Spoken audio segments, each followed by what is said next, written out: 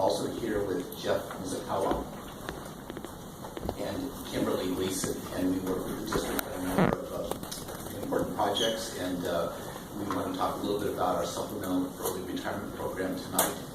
And so Jeff is going to be assisting me to a certain point, but what I'd like to really go through with you is the concept, the various groups that are involved,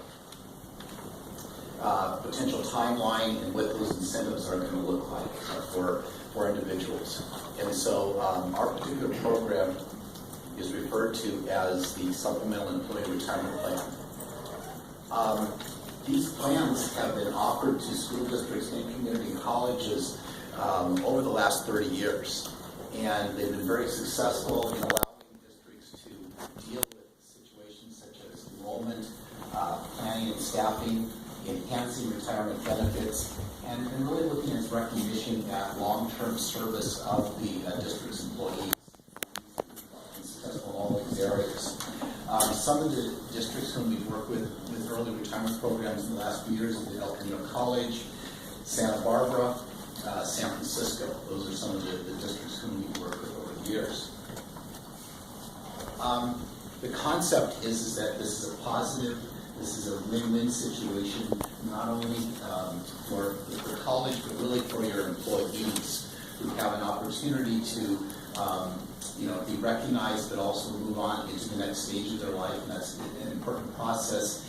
And we talk a lot about the fact that we try and support throughout that process not only the employees making the decision, but also we include the spouses in the decision, and any other person who might be helping them with the financial decision. So again, we want to keep it very positive. The key thing is it is a voluntary type of program in that some will take the plan and they'll be quite happy. Other people love working at the district here and will continue to work, and so it's a supplement to their retirement process or to their retirement planning. It's really kind of a star that we have here that it allows people to start retirement earlier than they might otherwise retire. Although when we look at your demographics of the different groups, we look at, for example, faculty, where we have approximately 200 faculty members who will be eligible for this plan, 55 and above with 5 years of service, and at least about 120 of them are 60 and above, and I'm 60 and above. So they're good people. But I think that because of that, there'll be some interest.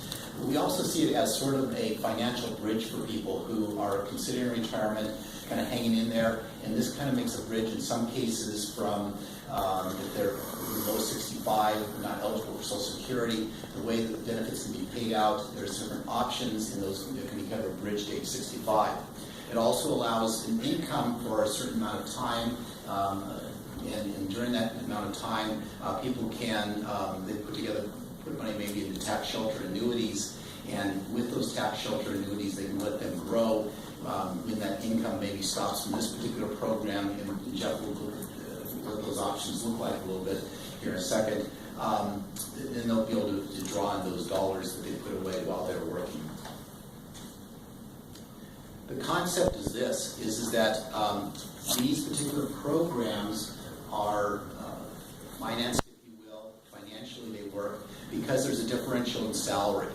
And so that differential in salary looks at an instructor who's making upwards of $100,000, and you're replacing them at a lower salary. There's funding for the incentive, and that's over a 5-year period. And that differential is where you find the savings for these types of programs and how to afford them. And this takes into consideration sort of a look where we're replacing a full-time instructor with another full-time instructor. But in the case of not replacing all of your instructors, there's additional savings that really kind of help to push the program along and make financial sense for the district. I'd like to kind of trade off and let Jeff maybe come up here on this next part, because what we've done is we've done an extensive look at your employees, and we've broken them out by the various faculty, different groups, faculty, certificated management, classified management, and confidential. And so this is a little bit of what those demographics look like. Good evening. Thank you for the opportunity to present here tonight. What I'm going to look at right now is the details related to the groups that we study, some of the results we saw. We'll look at the economics that are going to be tied to each group, as salary differential, as Dan just mentioned, is different between the different employee groups. So what we wanted everybody to see here today is based on a similar benefit, and we are still in the process of defining what that final benefit will be, what the economics look like for each group, and what a program could look like for North Orange County. So as Dan mentioned, we did look at 5 different employee groups and looked at the economics for the faculty, certificated management, classified management, and confidential employees. The base eligibility was that these individuals would need to be 55 years of age and have at least 5 years of service with the district by July 31st of 2018. Outside of just economics, the propensity for these programs to be successful in a district are really incumbent upon the demographics. So what we're going to talk about here are the different groups, who's eligible, and what those demographics look like, as this is really a leading indicator of whether or not a district is prepared, or if you will, in a position to make these types of offerings and generate savings. So starting in your faculty group, there's about 203 faculty members that meet the eligibility. Average age here, and before I go into average age, I'll say, when you're looking at average age in years of service across the state, and you know, Dan for 30 years has data on this, the likely candidate to take these programs is 60 years of age and at least 20 years of service. So when we're looking at the demographics for each group, we want to see age over, an average age over 60 and years of service over 20. And in your large groups, you do meet that. So the 203 faculty, the average age is 63 and a half years of age, and they have 22 years of service. In your certificated management group, there's 13 eligible. They're just shy of the 60-year mark, 59.3 years, and over 20 years of service. There's 150 classified eligible members. Their average age is 60 and a half, with 21.4 years of service. And then moving into classified management, 8 employees with an average age of 63.3 and 19 years of service. And lastly, confidential, average age of 58 and a half and average years of service of 21.7 years. Now, so altogether, we would say your demographics definitely lend to this type of offering being successful and worth the while of North Orange County. What we're going to look at next is, without boring you with the details of the minutia calculations that were done, we do want to talk to you about a 75% benefit level. This is what we looked at to decide whether or not this type of offering made sense. This is, again, not the final benefit, but we wanted to show you an example of how a program could work. So at the 75% benefit level of the just over 200 employees that are eligible, we do believe participation would be around 49 retirees, or 49 of the 203 would take this offer. And this is consistent with what we see throughout the state, being between 20 and 30% participation of the eligible group in these programs. Where we say 20 not replaced, this becomes important as we look to the break-even amount, because there is an expectation that retirements would have occurred without this incentive. So adding the incentive, if you will, adds initial costs. We have to make sure participation reaches a level where we're not only breaking even, but actually generating savings through that salary differential. So the assumption we have here is that 20 of the 49 retirees' positions would not be replaced, and this is going to lead to significant savings for the district. The average cost per retiree is a direct calculation of the 75% benefit level multiplied by their average salary. So it's a pretty easy calculation. You can see there at 75%, the cost would be about $86,000, $87,000 per retiree. The break-even amount, as I mentioned, because there is that 20 employees that we have to make up the cost for this, we believe that achieving 26 retirees would allow the district in this program to break even. Again, the ideal is always to hit that 49, but we want to make sure that the district's aware and has parameters and protections under this program, and that's where the break-even amount becomes very important, is ensuring at least minimal participation through contract, through resolution, to ensure fiscal savings for the district. If we are able to achieve the 49 retirees, and 20 of those not being replaced, 5-year savings is estimated at $7.15 million over 5 years. And again, that is due not only to salary differential, but also to the fact that some of these positions would not need to be replaced, and therefore the full amount of salary would be saved for the district over that 5-year calculation. Moving into the certificated management group at a 75% benefit, we believe 5 retirees would take this plan. All would be replaced. Average cost is a little higher here at about $111,000, and again, because salaries for your management group are higher, and this is a direct correlation. There is no break-even that's been calculated for this group. As you'll see, the 5-year savings is a loss of $235,000.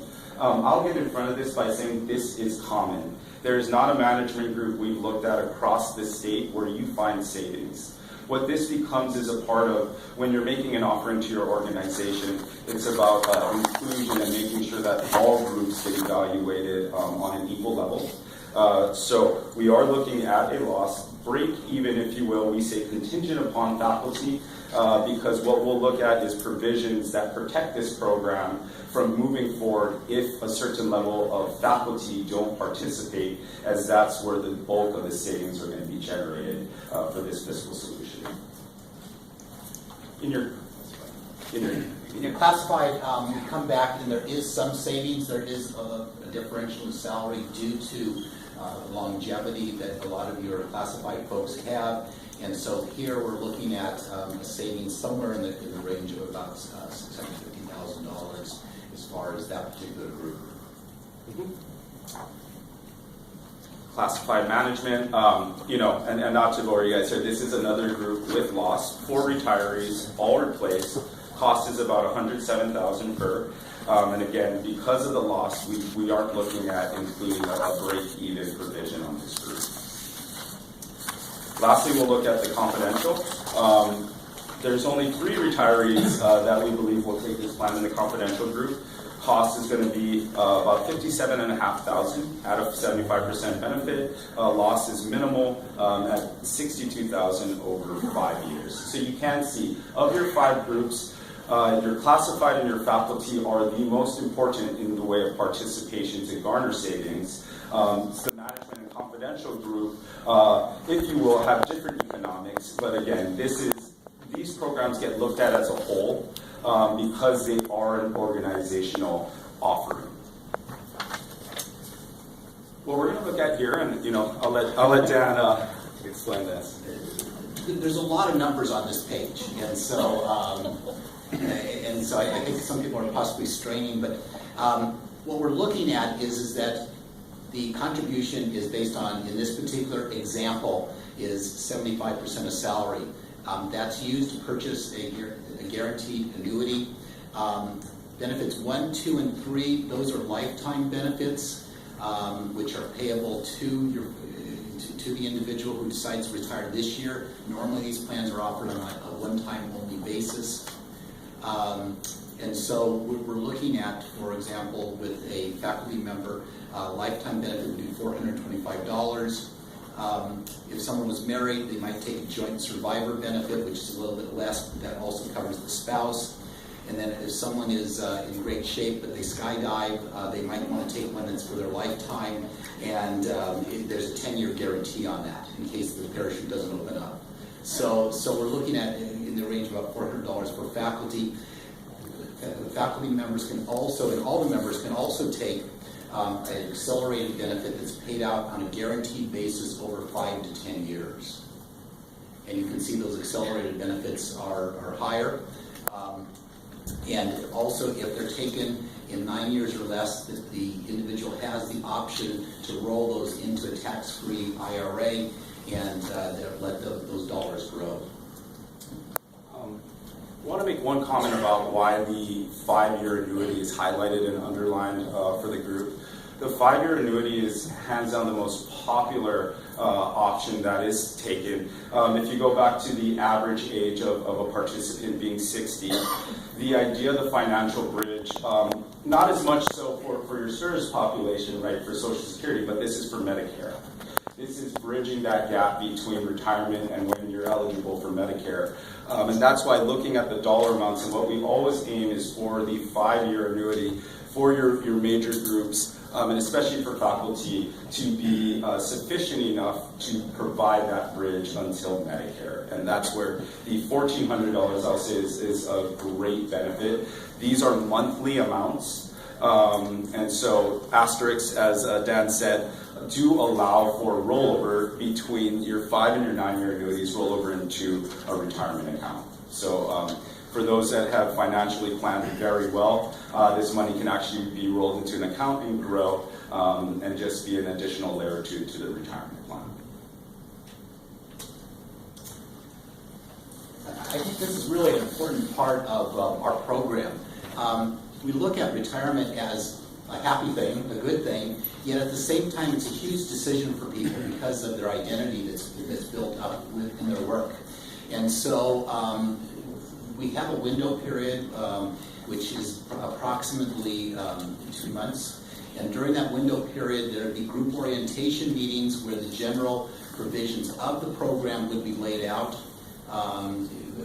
The eligible employees would be invited to those meetings. We would also include their spouses and anyone else making those decisions. And then typically, we ask people to sign up for an individual counseling session. A lot of times it's important for people to kind of hear it a second time. It also is included, it's important to include those people who are helping them with that decision because it really is a family type of decision. So we provide a high level of support for people making a really important decision in their lives. Absolutely. We wanted to give the board a general idea of what a timeline could look like should an offering be the direction that North Orange County wants to go. So we are looking here at basically the approval and the evaluation process. Should in October an approval be made to move forward with this program, an announcement would be made to all eligible faculty. November would be when the outreach, and really what we'll do is work with the district to arrange as many assets as are needed for this decision-making process. This is where group meetings, individual counseling sessions, getting SERS and PERS representatives out here to provide insight into the pension part of the retirement decision becomes very important. This outreach and communication period would occur throughout the end of the year. It would be finalized, if you will, in February, where we would cap or basically close enrollment for this program. In that same month, we would come back to the board with a final presentation looking at actual enrollment, actual salaries, and what that would mean financially for the district and for future budgets. And most exciting for those in the room that are looking for a program like this, July is when this program would become effective, and August 1st, if you will, or September 1st, depending on timing, would be the date of the first check. So that is the timeline we're looking at for these types of programs. Again, our role is to work with the district to provide information. We've been involved with the district extensively with the plan design consultation and assisting in putting the program together. The funds are held by Mutual of Omaha, which is owned by United of Omaha, Wild Kingdom, and they're a top-rated company. And at this point, we probably have like 20,000 people receiving checks each month from United of Omaha. So we're really proud of them, and they've done a great job for us. And this is just to let everybody know that I guess it's not our first rodeo.